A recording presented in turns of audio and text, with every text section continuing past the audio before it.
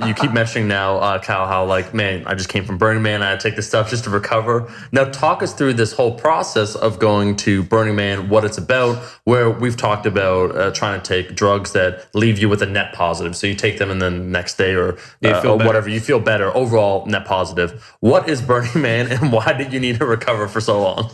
Well, Burning Man is whatever you want to make of it. And that sounds kind of cliche and weird, but I mean, think of it as an adult Disneyland. That's one thing during the daytime and a fucking completely different world at night. Okay. It's huge. It's bigger than you can imagine. You know, you can ride your bike for 30 minutes at night and still not make it all the way across. Wow. Like it's very large geographically. A lot of people, and there is the most crazy art you've ever seen, like $600,000 million art pieces that they burned to the fucking ground at the end. Wow. Like everyone's putting into this. You don't spend money on anything. You know, it's obviously it costs a lot to get there, but once you're there, it's all barter, trade. It's about giving. Nice. And what's the ticket? They have, I think, pre-sales like under 500 for. Right. So it's not that discount, and then it's 1,200 a ticket, but it's like $15,000 for an RV or $30,000. Yeah. After the shit adds up. It's a big vacation. And then how many people approximately go? We said it's like 80,000. 80,000. Yeah. Wow. Yeah. So it's a lot of people, you know, and you can do whatever you want to do. You know, I was really surprised last year. This was our second year. So when we went our first year, I was really surprised to see a lot of people had never done psychedelics. And it's not, a lot of people in our camp hadn't, you know, and I was like, man, it's fucking Burning Man. Like, that's so weird, you know? And, you know, a lot of people just want to drink and party in the way that they know how, and that's totally cool. And so they have never done psychedelics and they didn't do them at Burning Man. Yeah. And they thought it was weird I was doing them at Burning Man. Gotcha. But then there's other people that are just super into it, you know, and they know they're going to bring a ton and they want to give out more to other people. And, I've heard about Burning Man for years, you know, and I've heard about like random kids going or kids' parents going or whatever. And I always thought it was a psychedelic deal. Yeah, we had a ton of children there. I mean, there was a clear vibe on the final day, which was a really powerful day. It was when they burned the man on Saturday, then they burned the temple on Sunday. And the temple is a place where you can go in and, you know, the first time I heard about this, Duncan Trussell was talking on a podcast. It was the only podcast where I actually cried listening in my fucking car. Like, that's how much it got me. But you walk into this place, people are meditating on the outside. It's a different feel. It's not party time. Yeah. And it's palpable. You feel it as you walk in, and they've got, you know, dog leashes and cat leashes and pictures of deceased loved ones. And you put all these people up in there, and there's some other stuff like people saying, I forgive you for molesting me when I was a kid. And I let go of that, you know, and just a lot of things that are really hard to see that people need to fucking get out. They want it to be out there. And then they burn that Sunday night on the last night before Labor Day. And it's a huge release. I think it's called a despacho ceremony. Yeah.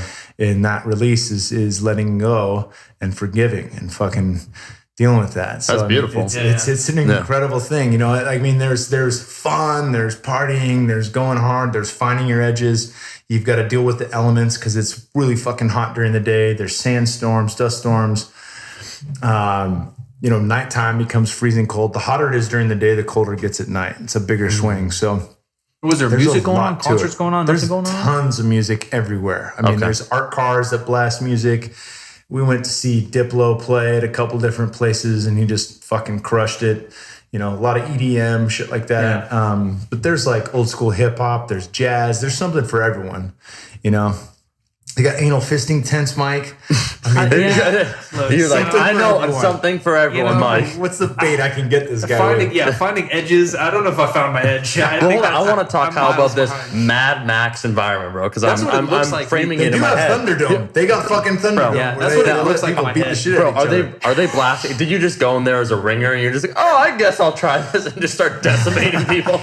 No, they have they had like jiu-jitsu mats out, and I was like, oh, that'd be cool, you know. And then they had I saw like a Muay Thai place. Like people are bringing martial arts to the desert for for the event. Yeah. You know, like if I'm going to give, and I've thought about that because I was talking with my jiu-jitsu coach before I'd ever gone. And he's like, I want to go. And I was like, yes, dude, we're going to do mushrooms and acid. And he was like, no, I don't want to do that stuff. And I was like, fuck you. You're not going to Burning Man and not doing that shit. And he's like, I want to teach jiu-jitsu. I want to do it. And I was like, all right, that'd be cool. That would be really cool. I don't think many people are doing that there, but they've got it there now. I mean, whatever you're good at, if you can give that to somebody and teach somebody that, that's what your gift to the playa is. Like, that's what you're going to bring, your medicine. And that's what's cool is that not everyone, but a lot of people are trying to give an experience to other people. That is very cool. Yeah. Now, here's a question, Kyle, when you said, people enter. I heard there's obviously no policing, like everyone just governs themselves, right? And it's broken up into groups. Is that what it is? Though. It's not like, it's not a free for all. Well, how does that work? Just quite frankly, with all the, psychedelics and so forth. Is it What is that? Police, or is it like? No, it's, I think it's on federal land, but I mean, it's Black Rock City Police. And which is where it is. And it's like a federal ranger. Those guys aren't gonna. I don't know. I mean, I've heard before, like undercovers, like some hot chick will be like, "Hey, do you have any coke?" And if you're like, "Yeah, come here," then she'll fucking arrest you. Right? That's what I'm saying. So shit like that, like you got to be smart about it. But when you're within a group of friends and everything's self-contained, and it's pretty easy to be like, and you're hanging out in your RV before you go out, shit like that. Like it's not like. You're walking around with fucking giant bags of mushrooms and smoking a Cheech and Chong blunt and waving in the air. Yeah. It's not like that. Like shit's in your body. It's not on your body. Yeah. And then you're just having fun cruising around. Probably a similar vibe to even Coachella. Like it's not like people are fucking throwing pills up in the air. Yeah. They're just do their thing and then they go jam out. Yeah. I love that idea of the temple where you just described that. Like that's actually really powerful. It sounds like Day of the Dead a little bit even. Was that something that was built into over time or from the inception, like just the origin I don't of know. This is my second year. Yeah. I feel like I've learned more about Burning Man in my sophomore year than I ever could imagine in my freshman year. But knowing that, I know there's so much more to learn about it. Yeah. There's so many more things to see and do. And this was cool. You can kind of treat it like plant medicine ceremonies where you set an intention and you hope to achieve that. And one of the things I discussed with Aubrey was, this last year we really stuck to ourselves and bonded, but we didn't explore and we didn't really meet new people that we really bonded with. And this year we set that as an intention and we completely did. To make new friends? We met a ton of new fucking cool people. I got my buddy Kyle Tierman, who was on the podcast. He was there with Simon Rex, who's Dirt Nasty. You remember Dirt Nasty? I know Dirt Nasty. Yeah, dude. He was. I remember hearing him. I listened to him on Chris Ryan's podcast in 2017, and he just fucking blew me away. I was like, this guy's into mindfulness. He's into travel. He's talking about shit like Henry Rollins, but also sounds like a fucking monk. Like he's just fucking dialed in. And he was one of the coolest dudes. We were on an art car. That's dope. Just dropping in with some substances. Do your thing. It was really fucking cool, to experience with, people outside of the group. And there were days where it was just pure bliss. And there was other days where it was a lot of work and it's hard and difficult physically, difficult emotionally with the group dynamics and have my wife there and our dynamics and growth from that, right? You only gain more and grow through the stressors, through the challenge, right? You're not getting stronger just lifting the squat bar. Yeah. It seems interesting to me because it's gotten pretty commercial, I feel like, right? Like you said, Diplo's playing there, right? And I'm sure Diplo might be a spiritual guy or whatever. He might be a cool dude. But if Diplo's playing a concert there, it seems it's gotten pretty commercial over the years. I don't know how long it's been around, but at least, 15 years, maybe more. Yeah.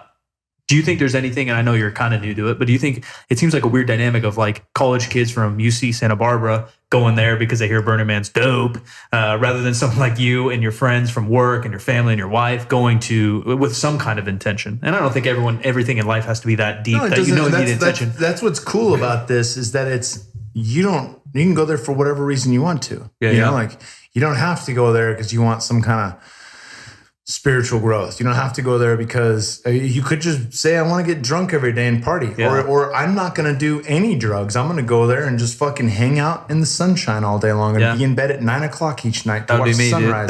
Now you're talking my language. That's totally cool.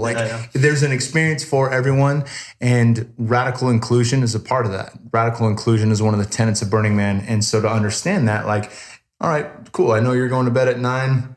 You're going to be up early. Maybe we can hang during the day. Yeah, You know, maybe we'll go get a lift in because they got a little Black Rock City gym. Love it. Out there. People are just fucking lifting in the scorching heat and shit. So I think understanding that, like, there's not, everyone there is a human. So there's obviously going to be flaws and things like that. But with that, there's no real desire, like, gosh, I wish everyone would do the same fucking thing. Or I wish everyone was as down with Diplo as me. Like, no, dude. Like, that's what's cool. You don't like Diplo? You don't go fucking see him play at Question Mark. You don't go see him on the art car. You go to somebody else that you like. You go to the jazz place. Now we're talking. You don't want to drink, you're gold. You don't have to do that. Go to the anal fisting tent. Mike's like, Whatever you want to do, you can do it there. Mike's now just realizing when you go to Burning Man in 2019, bro. You hear the words and you understand it, and then you hear the words and you get imagination, and then it's different, you know? Yeah. It's unlocking things within you, and maybe that's what Burning Man will be for you. Look, dude, I judge no one, but it's not me, all right? I'm saying, man, it's hard to describe until you're there, and then when you see it at nighttime and the lights come on, it's just fucking pure magic. Dude, maybe that's the podcast trip, bro. Maybe we go out there and we just interview folks. That'd be sick. Yeah, Doug Trussell's done it before. I would love to chat with folks. This year. Maybe we do that, bro. Grab an RV. I'm serious. That's a right. That's the first thing you gotta say. I'm dead serious. I'd probably be the sober guy. Maybe a cold Corona in the hot sun. That's about all I could do, though. Going crazy. Have two maybe for you. All right, dude. 2 visits to the anal tent and then some podcast.